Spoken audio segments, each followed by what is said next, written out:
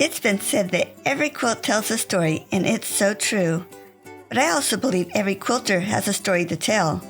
I wanted to hear about the people behind these wonderful quilts and thought you'd enjoy hearing about their lives also. Welcome to A Quilter's Life. If you not only love quilting, but also books and travel, you're going to want to find out about this new community that Lynn Christiansen has put together. It's always mind-blowing to see how all the pieces come together in our lives to be used in such a wonderful way. Lynn, thank you so much for joining me on A Quilter's Life. I'm looking forward to hearing your story. I am so excited to be here. Now, I know I reached out to you on Instagram. You're offering something that we'll talk about in a little bit, but it looks so exciting that I will be excited to talk about that. Yes, I'm very excited about it, so I can't wait. Let's start with share where you were born and raised. So I was born in Houston, Texas. I lived there for a little while as a little kid. My dad was in the Army, so we traveled around a little bit, and I lived in El Paso in Germany, but I don't really remember any of that because it was when I was really small. And I was mostly raised and say that I'm from Waller, Texas. That's where I spent the majority of my childhood and my teenage years. It's a little country town right northwest of Houston. You mentioned El Paso and then you said Germany. When I think El Paso, I think Texas. Yeah, so we lived in El Paso, Texas for a little while because my dad was in the Army. So he was stationed in El Paso, Texas. Then he was stationed in Germany for a little while. So we lived there for a bit. And then I think we went back to El Paso. This was all before I was like 5 years old. So we traveled around a lot when I was really small. And my memories are very vague. All I remember about El Paso is dirt. And all I remember about Germany is snow. And I remember I had snow boots that I very much loved. And there was a swing. But then we moved out to Waller, and that's really where most of my childhood memories are, is living out in the country in Texas. Yeah. I've actually been on that base in El Paso, so I can picture that. Probably better than I can, to be honest. Well, share a special childhood memory. I remember we lived in a little subdivision out in Waller. One of my favorite things to do was to wander off. So I'm part of the generation where, our parents didn't keep a super close eye on us. And I remember that I would go behind the houses and there was like a little water retention pond. And I thought it was the most magical place ever. And that's where I would go and play. I would go behind the houses to this little water retention pond. And I would take a little picnic basket and I would take my baby dolls. And I would just spend hours out there just exploring and playing in the grass by the pond by myself with my little baby dolls and having picnics, and just thought I was some sort of princess. That sounds like so much fun, but we would never let our little girl do that now. I know. I think about it now and I'm like, oh my goodness, like I was literally in the middle of like a field by myself. I'm trying to picture it. Were there flowers?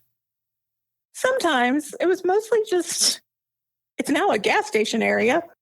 We were the first street in our neighborhood. And so behind the fences for our backyards, there was just this field.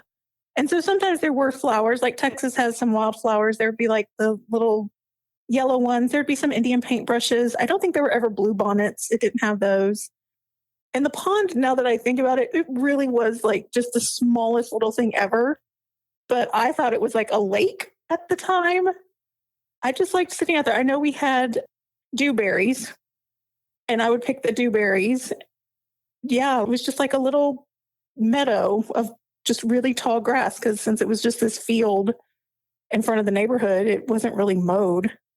Next to it, there was like all these like ditches and hills where they had built, or I don't even know what it was for, but a lot of kids would ride their bikes in there because you could go up and down. It was like mountain biking.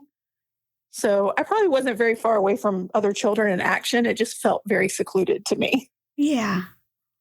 How fun, though. Yeah, I definitely enjoyed, even when we moved further into the country where there wasn't a neighborhood, like my favorite thing was to go into the woods and I don't know, I thought they were fairies and it was magical and there was like a giant oak tree that I liked to be under. So I've always enjoyed just kind of wandering around in natural spaces and just letting my imagination kind of carry me away. And being little, those places looked so much bigger. Oh, yes. As you grew up and started your employment, did you have employment other than quilting? Yes. So quilting is a fairly new business for me. It's been a hobby for a while, but I started out as an English and dance teacher for high school. Then I became a librarian. So I've been a librarian for the last 20 years. And I've done elementary, I've done public libraries. I was a children's librarian for a while, and I've done high school libraries. So that has been my main employment for almost 30 years, being a teacher and librarian. I'm going to ask you to think back about 30 years. Do you know what you were thinking of when it popped in your head? I think I'll start teaching, or I want to study to be a teacher. I have always wanted to be a teacher. As a child, I had these big cork boards in my room, and I would actually decorate them monthly like my teachers in elementary school would. So I would make bulletin boards every month. And my favorite thing to play with my dolls was to play school. I would try to get my brother to play with me, but he didn't like always having to be the student. So I have always wanted to be a teacher. And so when I was in high school, I was on dance team and English was my favorite subject. So even starting in high school, like that is what I wanted to do. I had my own mini library as a kid. I numbered my books and I had little checkout cards so my friends could check out and borrow my books. So from a young age, I was destined to be a teacher and a librarian. I'm laughing because my son just shared with me he loves books and his son loves books. And his wife just said, "You two have a lot of books. When are you going to get rid of some of them?" And they just both looked at her with this thought of, what are you talking about? Right? You don't get rid of books. You just keep collecting them. I just put them in different parts of my house. So you don't notice how many books I have. They're spread out. We even have a room in our house we call the library. Yeah, if I called a room a library, that would alert my husband to how many books we have. So I have 2 offices and then there's a bunch in my bedroom. So where are you living now and how did you get there? So I am now living in Cary, North Carolina. We have been living here for about 9 years. And we moved here because we wanted a new adventure. My husband is originally from Virginia. And when he met me, he kind of got stuck in Texas. And that's where we lived for many, many years together. And we'd always talked about kind of living somewhere in the middle, but we really like North Carolina. So even though it's closer to Virginia than Texas, and we just kind of started doing some research and decided to just move and try something different and go somewhere new. We picked the area we're in because we're kind of in the middle of North Carolina. And that allows us to go to both the beach and the mountains. So it's 2 hours for us to get to the beach and about 3 hours for us to get to the mountains. So we can easily travel and have lots of fun adventures. It's a beautiful state. Yeah. Do you go to Biltmore often? We've been there a couple of times. Our daughter recently graduated from Appalachian State University, which is in Boone, which is about an hour north of the Biltmore. So we head that direction a lot more than we head towards where the Biltmore is. But yeah, we've been there a couple of times. It's beautiful. Yeah. Is there anything else about your family you wanted to share? I have 2 kids. They're both grown. So I'm an empty nester. Most of my family is, well, all of my family, other than my close family, my husband and kids, they're all still in Texas. So I do go back and visit. And then my great grandmother is the one who actually taught me to sew and got me started with sewing when I was little bitty. If you had the opportunity to talk to your great-great-great-grandchildren, how would you describe yourself to them, or how do you think they would remember you? I would have to say that I wasn't perfect, but I always tried my best.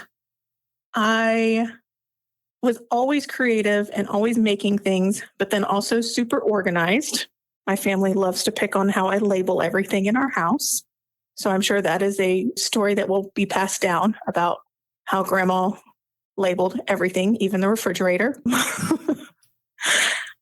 I hope that they're told that I was kind and always wanted to help people and be there for people. It's kind of an emotional question. It is. And then what message would you like to tell them? I think I would tell them that it's okay if it takes you a while to figure it out. I was definitely one of those that was very goal oriented, and I was going to be a teacher and I was going to have my family, and I accomplished all my tasks. And then at some point I was like, you know what? I don't know about this school teacher thing. What else can I do? And it's okay to be like, I maybe didn't know everything when I was in my 20s, or I didn't have to know everything when I was in my 20s, that it's okay to take a little bit of time to figure things out and to make changes to make yourself happier and to have a fulfilled life, because life is short. It is. And yet it can be so full. Yes. Other than quilting, are there other crafts that you have done or that you do? So I also do cross stitch and embroidery, and I know how to crochet. So I have yarn, but it's not something I'm as good at. So I tend to pick up my cross stitch and my embroidery more than I pick up the crochet. Have you done those crafts all through your life, or did you pick them up as an adult? So for the cross stitch embroidery, I've done those my whole life. So my great grandmother, my mama, taught me how to do embroidery when I was really small. I want to say I was like 7 or 8 when she started teaching me. She would take coloring pages and trace coloring pages onto fabric and have me learn different stitches. And then between her and my mom, I learned how to do clothes. So I made a lot of clothes and like Barbie clothes and doll clothes when I was younger. And I did a lot of cross stitch when I was younger. It was kind of like a gift that I would give to all my friends. So I was that crafty friend that would give you handmade gifts for holidays as a teenager. So I've always done those. Quilting is actually my most current hobby out of the things that I do. And are there other hobbies that you do? So I also am a very amateur gardener. I really love gardens, but I'm also not the most consistent gardener. And I'm always puzzled by all the whole like soil acidity and those kinds of things. So I'm a very simple gardener. And traveling. I love to travel. That's my other hobby that we try to always work into our day and our month, even if they're even small little adventures. One thing about moving to North Carolina is we love coming up with, okay, for this weekend, let's go to this little town we've never been to, or let's just drive this way and go find something new to explore. Because growing up in Texas, you could drive for hours and still be in Houston. Whereas here you could drive for hours and be in a whole nother state. So that's really exciting to me. It is amazing how different the East and West are of our country. Yes. I'm having a hard time not jumping ahead of myself here. But before we get to that part of it, I want to add, is another hobby of yours reading? Oh, yes. How could I forget that one? Obviously, it's such a part of me. I don't really even think about it as a hobby. It's just part of who I am. But yes, definitely reading. I'm reading all the time. I usually have 2 or 3 books going at once. I usually have an audiobook that I listen to, and then I'll have my nighttime book that I read in bed. And then usually I have, well, when I worked in libraries, I would have like my at work library book that I would read while I was at work. And then I almost always have like a self-help book that I read just on the side every now and then. Well, fiction, nonfiction, or both? I mostly read fiction. I like the stories. If I'm reading nonfiction, it's typically like a book about like how to find more happiness or Right now, I've been reading more business books in my nonfiction. We're reading Building a Story Brand. I have a mentorship group that I'm part of. And I just started the fiction book, so I can't remember the title. I read really fast. I usually read a book in about a week. Wow. Yes. Especially if I like it, because I can't stop reading it. I have been known to stay up too late reading a book. So I try not to pick books that are super engrossing for my nighttime books.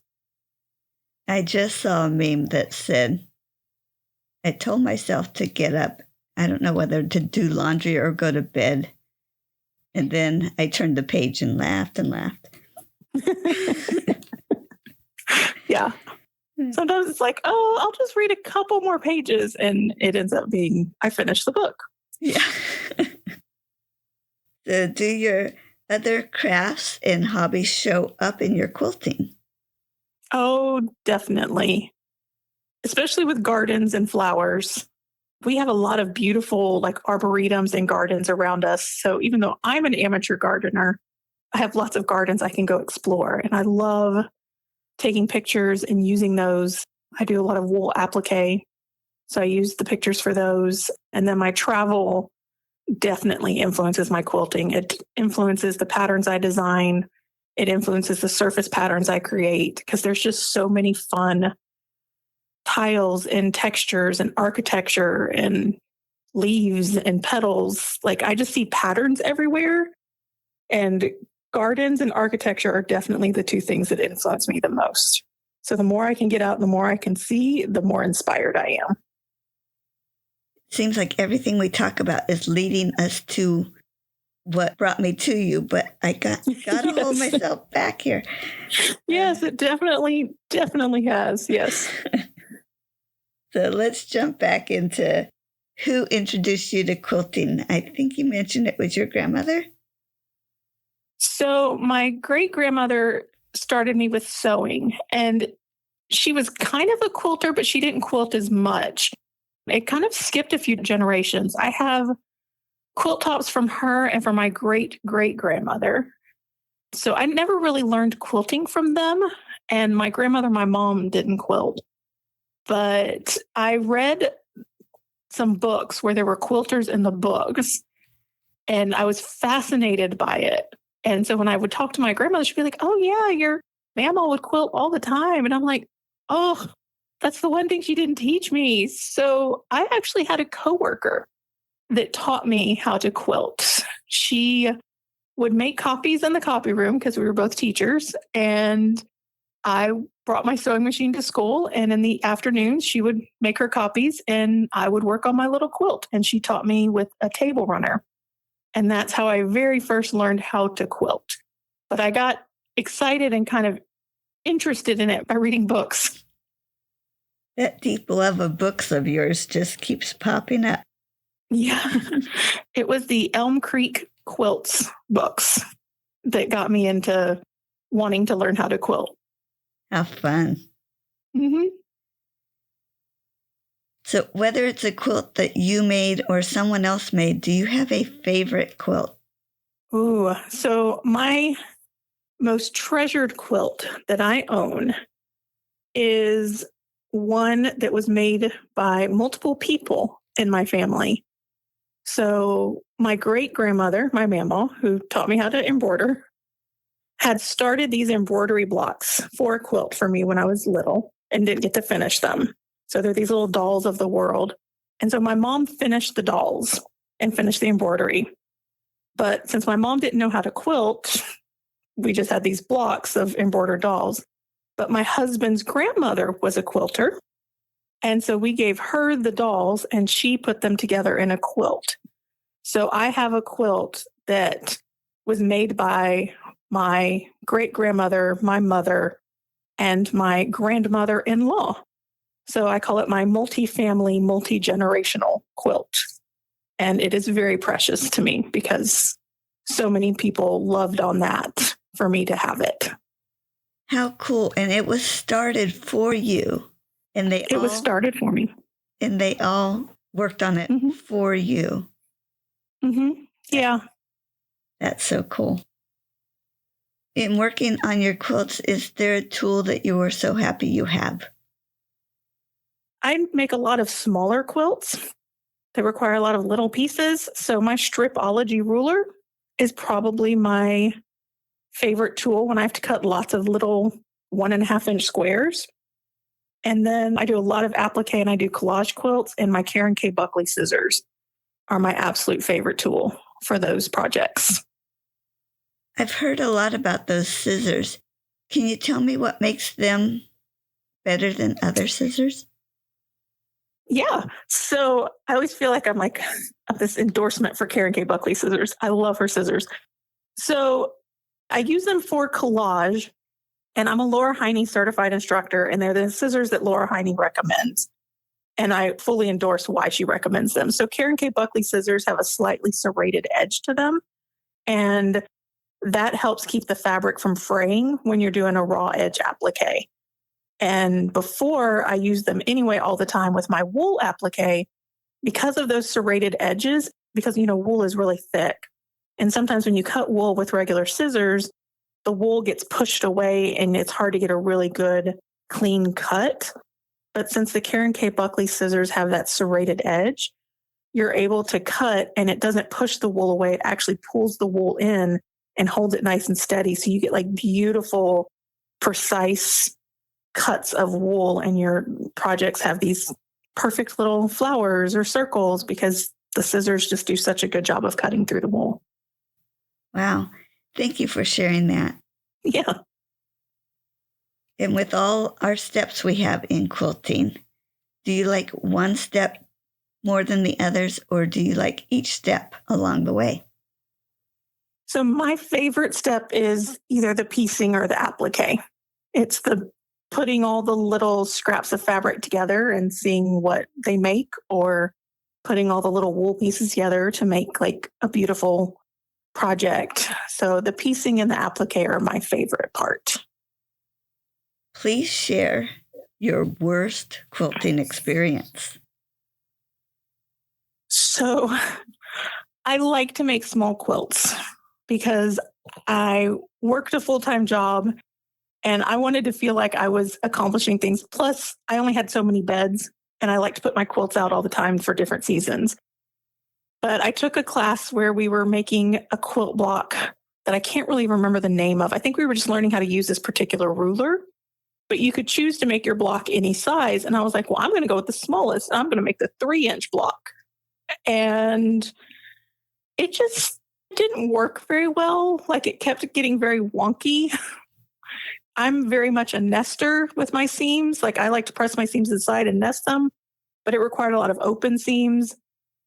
Yeah, I struggled with it. And the people who made like the bigger blocks, like, they were perfect and beautiful, but those little tiny seams just did not work. So that was probably one of my worst experiences. It's not finished. It ended up making like into about a 9x9 little mini quilt, and it's in a box.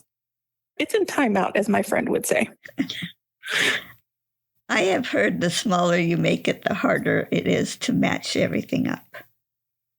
Yeah, I guess sometimes. Usually, like, to me, the smaller, easier, like, because I have more control over the size of the seams, but this was not going to work as a smaller block. Interesting. I ripped it out many, many, many times. No wonder it's in timeout. Yes. Well, we've talked about different crafts that you've done, but what keeps bringing you back to quilting rather than doing anything else that you could do? Like, it brings me a calm. There's something about taking these little pieces of fabric. It's almost like a little puzzle. Like, they have no purpose on their own. They're just little pieces of fabric. But putting them together in new ways to create these beautiful works of art, it just makes me happy.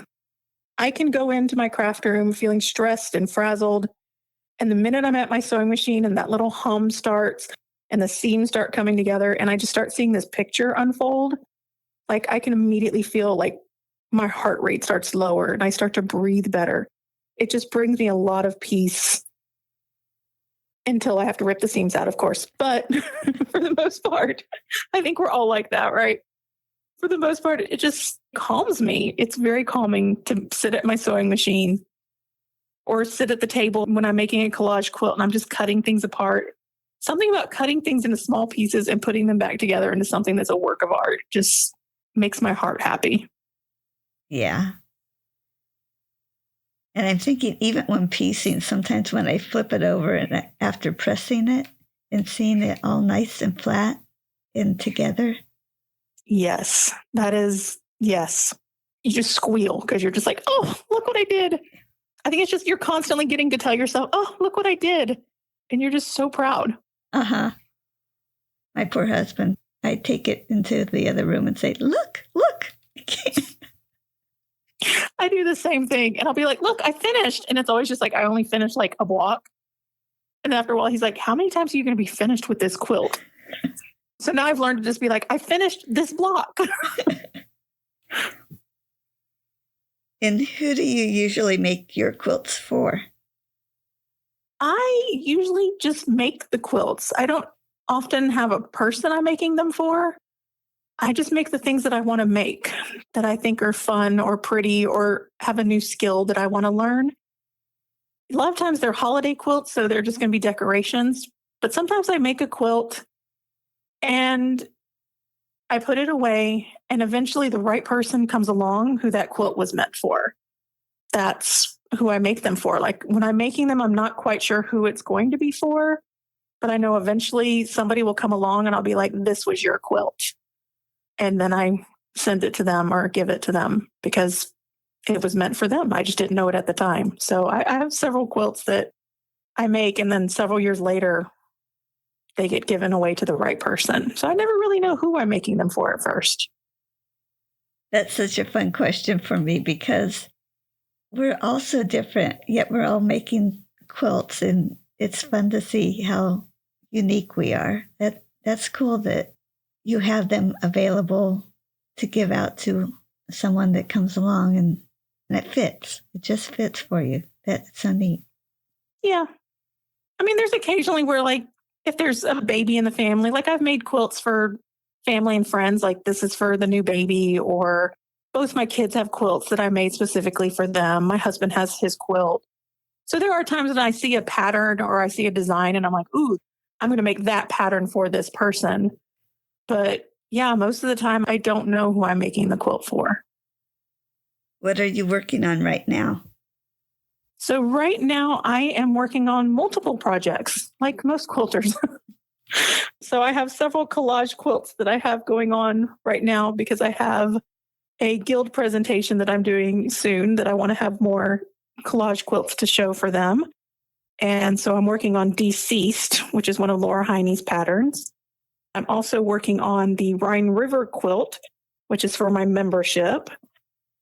And I also have a wool series coming out with birthday flowers. And so I've been designing and putting those together. They're just 12 by 12 blocks featuring different flowers for each month. So I have 3-ish. There's little parts to each of those projects, but yeah, 3 big projects kind of all over the place right now. So how did you decide which one you're going to work on what day? Do you have a schedule or something draws you to it that day? Sometimes there's a schedule. Sometimes there's deadlines. For these, I'm working more on the collage quilts because I have to have them finished first. But the others are kind of always there. Sometimes it depends where I am. If I'm in a place where I'm just with a computer, then I'm working on design. But if I'm able to be in my craft room, then I'm usually working on the collage quilt.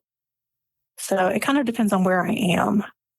But I kind of bounce between them all right now. I don't know, maybe I should just put them in a hat and be like, this is the one you're working on today. Please share a quilting tip. Okay, so the most important quilting tip that I don't always follow, and then I regret it because I work with small quilts and small pieces, is to starch your fabrics before you cut them. Starching and pressing makes a huge difference when you're trying to piece little precise tiny pieces. And I get lazy because I just want to get started and I just cut my fabrics out and then I regret it about halfway through because they aren't holding together the way I need them to. So that is my number one quilting tip. Do as I say and not as I do, and start your fabrics before you cut into them. That's interesting because it seems like several people lately have given that as their tips. So it must be something I need to start looking at. Yeah, it's something that I teach all my students that, especially when I'm teaching them how to do like small, like mini quilts that have those small little 1 inch or 1.5 inch pieces. And it's really important because you're working with such a small piece. Any bit that it stretches or shifts can mess up your seam. And I'm just really bad about just cutting into my fabrics and not doing it. And then I'm like, Lynn, you teach your students this. You need to follow what you teach because it will save you some headaches. Yeah, you're not that in love with Jack, are you? Oh, no. That's why that one quilt in timeout, because I got tired of taking it apart. Describe how you went from having quilting as a hobby and you decided it would become a business.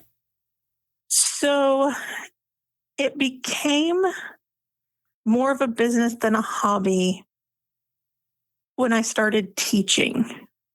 I worked at a quilt shop part-time because teachers sometimes work places part-time. It was like my happy place. And they asked if I would teach wool applique because they knew that it was something that I did and was skilled at and people were asking for it. And so I started teaching these wool applique classes, and I really loved teaching people quilting and applique and how to create. And so I've always loved teaching, but I don't always love the classroom management side of teaching. And teaching adults was like, oh my goodness, they're all listening to me and they're all staring at me.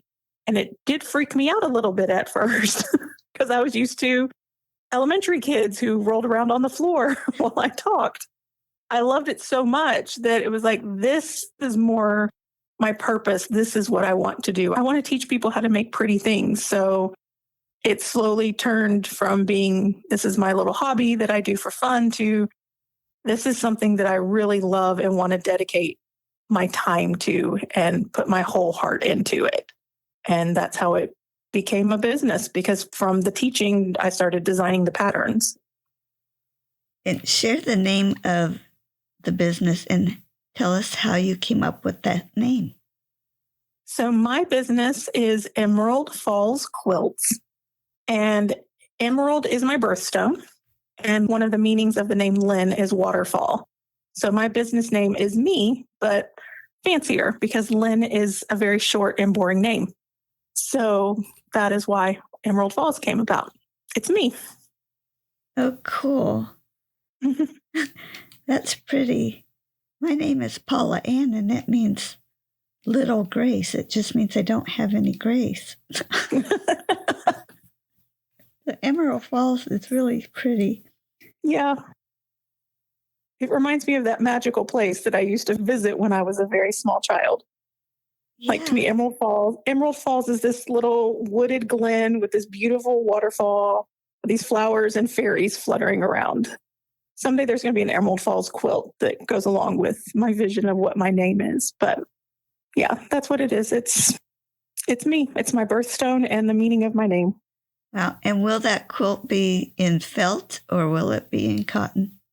It'll probably be a mix. I really like the mixed ones, the samplers. So I was curious if creating the patterns or the teaching came first, but I think you just mentioned that. Yeah, I started teaching first. And the reason I started creating the patterns was because I wanted to have some control over what my students were learning. So I was teaching beginner wool, and I wanted to make sure that I was covering all the steps I wanted them to learn. So I started designing patterns for them. And then I had so much fun making up the patterns that I then started designing quilt patterns for other classes when I would teach like mini quilts. And then it just kind of blossomed from there. And now I see patterns everywhere, and I am constantly designing patterns. I just have to get around to making them all. There is so much to create. Yes, there's definitely like my notebooks are just filled with different patterns and designs and inspiration. Well, thinking back to when you started those classes at the quilt shop, what was the feeling of when someone signed up for one of those classes? Oh my goodness. I was so nervous. And it was funny because even my husband was like, Lynn, you like teach for a living. You've got this. You know what you're doing. But it was like, but they're paying me money to learn from me. So I felt a very strong sense of responsibility because I wanted to make sure that I was giving them what they were coming there for. So that is always one of the first questions I ask my students in my classes is, what did you want to learn from this class so that I can make sure that I cover their expectations and help reach their expectations? But I was so nervous. I'd been teaching for 20 years in public schools, but I was so nervous the first time I had to teach a quilting class. And like I said, the adults made me a little nervous because they actually paid attention to me. I love that you start your class with what do you expect to learn because that communication is so important. Yeah, they paid for that class. They had an expectation of some sort. I want to make sure that they leave feeling fulfilled. I really love that. And you said you started making the patterns for the classes. So I'm assuming originally your patterns were only available at your class? Yeah, originally they were just a part of the class. I would write them up and have the templates. They were wool. They're the 4 seasons patterns. So those are the ones that are like my most popular wool patterns that I have, but they're the ones I use the most with my classes because they're geared towards beginners. So I would teach, wool in different seasons. And so I created 4 different patterns depending on what season I was teaching in. And they originally were just part of the class. And then when I wrote them up as real patterns, then my local quilt shop carries them, which was really exciting. And how did that feel when someone that wasn't taking one of your classes bought one of your patterns? Oh, I felt honored. You want to make my little pattern. Like everybody takes a pattern and puts their own spin on it. And I think that's one of my favorite things. Even when I teach a class and they're all using the same pattern, all of their projects look completely different. So it's an honor when somebody buys one of my patterns because, wow, you want to make the thing that I came up with. But I also just love seeing what they do with it because then they make it their own. And I think that's really fun. Yeah. Have you experienced someone tagging you online or bringing it back into the shop and you hardly recognized that that was your pattern, but you figured that out? Does it shock you or surprise you when you see that? No, because most of my patterns, because they're wool, I don't know, there have been a couple where they've taken like the templates and completely done something different. It kind of thrills me. It's like, wow, like I never would have thought to do it that way. And I think it looks really cool when they take some, like my little spark, and it sparks them to make something completely different. Yeah. Okay. We're finally to the part where I noticed you on Instagram about. I am excited to hear about your Wanderlust Quilt Society. Yes. So all of the teaching and reading and traveling and inspiration kind of led me to this idea of the Wanderlust Quilt Society. So my husband and I took a river cruise on the Rhine River that went from Amsterdam to Basel, Switzerland. And the whole trip was just filled with like Gothic cathedrals and flowers and castles and just all this amazing, inspiring stuff. And I was like, I'm making a quilt based on this because I like to make quilts based on the places I travel. I have a Charleston houses quilt where I have 4 little houses that were inspired by my trip to Charleston. But as I started designing this quilt, there was so much inspiration. It became a sampler with applique and piecing mixed together. And it was huge. And I was like, this quilt is going to end up being a book. But I'm not really ready to write a book. So how can I share this quilt and get people wanting to make it without having to write a whole book. And I didn't want to do it as a whole bunch of separate patterns because the Charleston houses I had done that way. And so I kind of was thinking about it. It was going to be a big quilt. And I started thinking about who I am and my skills. And as a teacher and as a librarian, my biggest skill is I'm really great at designing programs and creating events because that's what I do. I create events for book clubs and events for story times and events for anything, summer reading to get people coming to the public library. I create reading events at my elementary school. So all of a sudden I just had this like spark and I was like, oh my goodness, I could turn this into like a really big event where we basically make this quilt, but it's like we're traveling together as we make this quilt.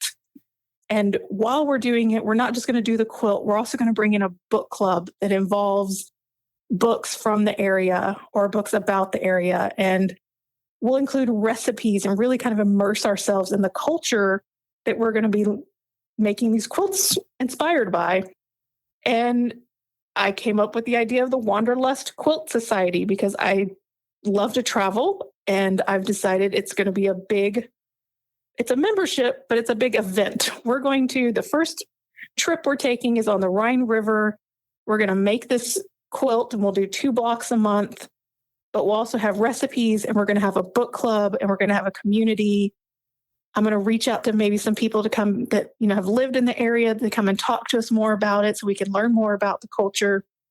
And I'm just super excited about it because I feel like all my years of planning events has just kind of come together into this new type of program that I'm like, yes, I was literally like doing happy dances the more I like thought about it and planned it out.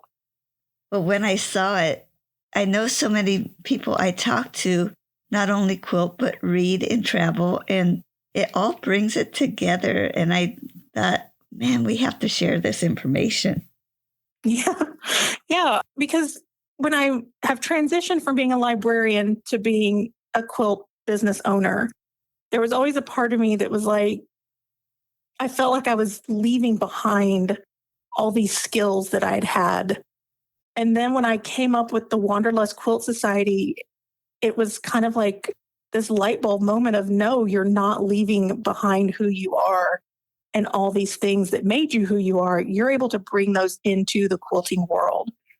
So I was so excited to be like, I'm going to design this event and this program for adults, and we're going to read books and we're going to learn about culture. And I love to travel, I love to read, and I love to make quilts. So let's just put them all together and have this fun little group where we can do all those things.